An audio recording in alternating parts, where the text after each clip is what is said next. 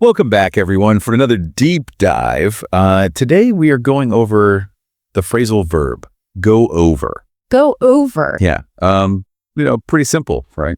At least I thought so. Yeah. Until we started doing some research for this episode. And it turns out there is so much to go over when it comes to go over. Yeah, a lot more to it than meets the eye, I think. Exactly. So we'll be talking about a whole bunch of different things today, reviewing, examining, explaining, visiting, and even how something is received. Which that one's interesting. That was a little bit more abstract. Right. But we will get there. Yeah, definitely. Okay, so first of all, go over, where does this even come from? Well, it's funny, like all language, it comes from somewhere really concrete. Right. And the origins of go over are actually in the physical act of going over something. Okay. So, you picture going over a fence or a wall or... Like a bridge, yeah. Yeah, exactly. No? That's where it kind of starts. And then from there, it kind of branched out. Okay, so how did we go from, hopping over a fence to going over a report? Well, when you go over something physically, often you're inspecting it, right? You're examining it closely. You're looking at it from all angles. Okay. So that physical act of going over something became associated with this idea of examining something thoroughly. Makes sense. And that's kind of how the phrasal verb started to evolve and take on new meanings. Yeah, so the physical act informed the metaphor. Exactly. Okay, so let's talk about some of these different meanings now. Yeah. And I think the most common ones that we probably use all the time are to review something or to explain something. Yeah. But are those really different?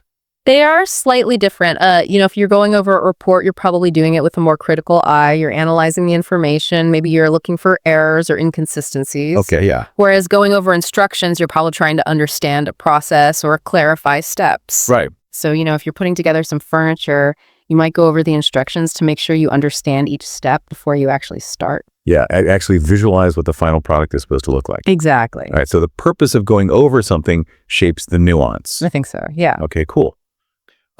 So we can also use go over to talk about a physical visit, right?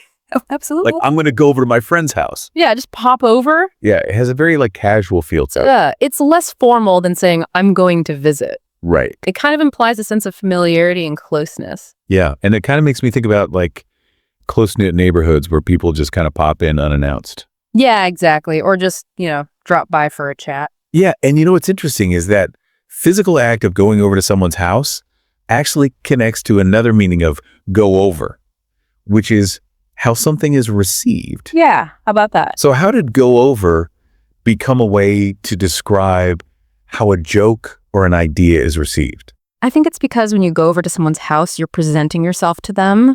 In a way, you're hoping they'll welcome you. You're hoping to be well received. Right. So in a way, it's kind of like putting yourself out there for their approval. And just like a visit can be welcomed or rejected, an idea or a performance can be well received or not. Right. So a joke that falls flat did not go over well. Didn't go over well. But a speech that inspires people did go over well. Went over great. Exactly. Yeah. Okay.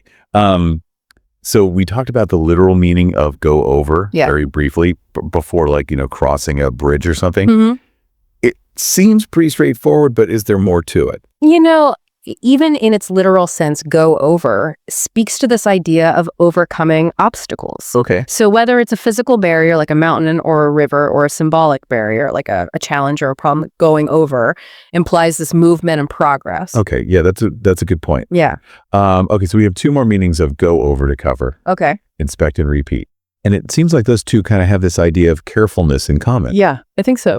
So when you go over something repeatedly, like practicing a musical piece or memorizing lines, you're really focused on getting it right. Precision. Yeah. Exactly. And when you inspect something, you're examining it carefully. You're paying attention to detail, which is kind of similar to the meaning of review that we talked about earlier. Right. It's all about thoroughness and accuracy. Exactly. Making sure everything is correct. Awesome. Yeah. Well, that about covers it for go over. Yeah, it's amazing. A seemingly simple phrase. Right.